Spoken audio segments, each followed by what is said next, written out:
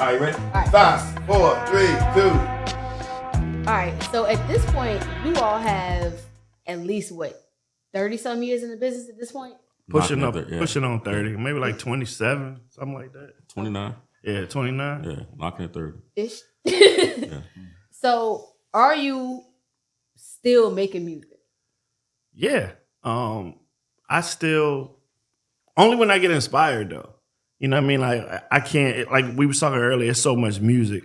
But if I get inspired or somebody send me a beat or, you know what I mean, an idea, you know what I mean, that I feel like I can still express myself on and say something, but it don't happen a lot. But when it does, I try to make sure I you know what I mean, hone in on that. But I definitely still make music for sure.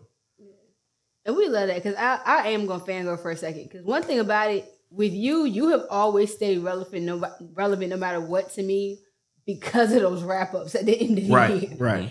And it was like, it didn't matter what other artist came out, what other song was popping. Everybody knew somewhere around Halloween, Thanksgiving-ish, we knew we had something to look forward to. Right. Why did you start doing it?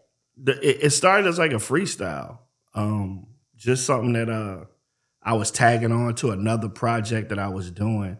And then when I did that project, when I put it out, that song took off. I even think that was back when it was message boards and Danger Zone. Yeah. And I remember we put it online and the dude hit me up like, yo, man, we gonna need some more bandwidth. And I didn't even know what bandwidth meant. And Danger was like, yeah, that mean niggas clicking on that joke. Right. You know what I mean? So, and it just started like that. So, and that's how it happened. It was just a freestyle, and it just turned out to be a good idea. And I just ran with it. Okay. Danger, what about you? Well, I'm definitely envious of Skills, his ability to still do music. The last thing I did was a year ago. And I did it with DJ Reese for his mixtape. And incidentally, DJ Reese is the reason why the Aaliyah remix even happened, existed. So I was inspired to do something. So the thing about being inspired at this age, not to sound like Andre 3000, but it's kind of like, what do you talk about? Right. How does it fit into your life when you got family and kids? Right. Because if it's not generating profit, then what's going to still inspire me at this age to be creative?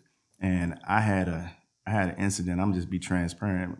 Ran into a guy at the store, and he was like, "Man, you Danger Mouth." And I was like, yeah.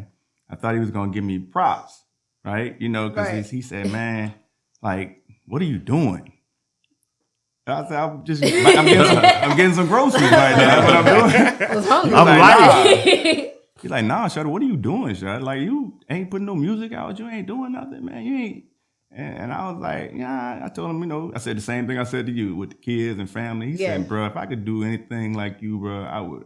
Man, he just looked disappointed, like, you know, and I held on to that because I feel like there's a point where we do have to try to figure out what our gifts are, and we don't want to abandon the gift, at least of being a writer or being a creative. So it may not be that, you know, putting an album out because I don't know what to do. I don't know, like, what we're gonna do. We're gonna start touring. We're gonna go perform. We're gonna come out here and perform. Start doing shows. You get like, man, I don't know if I feel like coming out doing shows and doing all that stuff, but does that mean that I still think we need to contribute? And I do think that when you have a talent like we do, that we should be responsible for still contributing to the people who want to hear. Right. That's why I always see Skills. I respect him for being able to do it.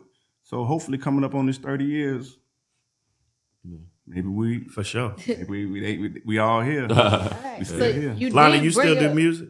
I couldn't let the question pass him. You know what I mean? You know, I rap to myself sometimes. Like sometimes, you know, when I'm riding down the street, I might put an instrumental on and, you know, I might rap. You still do that? Yeah. That's crazy. crazy. Yeah, I do that. But for fun, I'm not inspired to, you know what I'm saying, as far as part of the project, anybody that knows my body of work, especially as a battle MC, it was always the braggadocio. Yeah. You know, part of just the whole thing.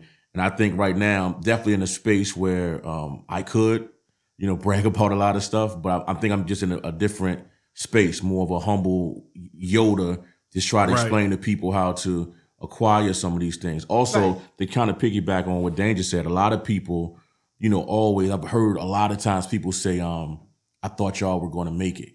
You know, when you do referencing the Supafriendz, but you know, I think that's all, you know, subjective to what make it is. You know, here we are 30 years later. I haven't worked a regular job since 1997. Right. You know what I'm saying? So hip hop has paid my bills. Hip hop has sent my kids to college. You know what I'm saying? So, you know, I definitely think that we've made it. And even if we're not rapping creatively, we still contribute a lot not, you know, in past tense, but right now to the city and the things that happen and fuel certain things in a certain space in hip hop. You know, it might not be the most current space like, you know, the Radio Bs and the things that they're doing, but we're still speaking to a hip hop generation that appreciates what we do. Like, it's almost like elder statesman. Yeah. You know what I'm saying? Like, I remember saying in the song I dropped last year, I said I'm Eddie Murphy to this shit. Let's get this understood. Yeah, I could come back, but I'm like, I'm good.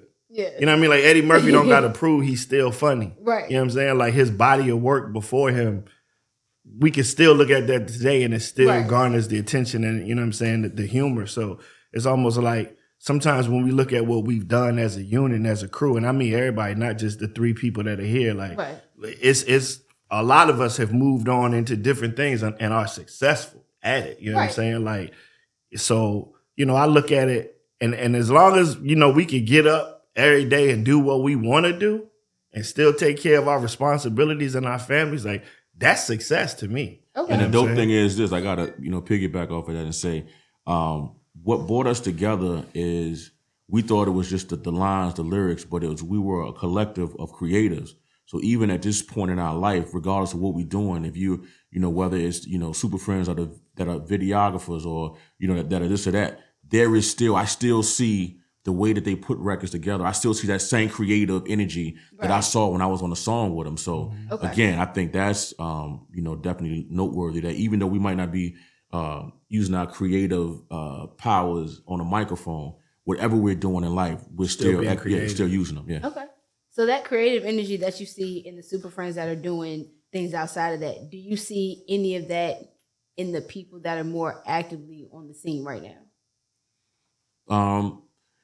I think for me, and I think it's kind of unfortunate, like as a DJ, I listen to so much music. Like, honestly, a lot of times I ride in silence. So I don't even know how in tune I am to, you know, I still know like the few people, the Radio Bs, the Noah O's. Yes, it's so many of them that I know and respect, but I've known them from back when we were doing music. When they was young. Yeah. If it wasn't for my daughter, there's a lot of the younger up and coming artists that my daughter puts me on to. But where I am in life, I don't know how much I even subscribe to. I don't even listen to regular, you know, people that come out every day. Like when it comes to I only want to hear what I got to play.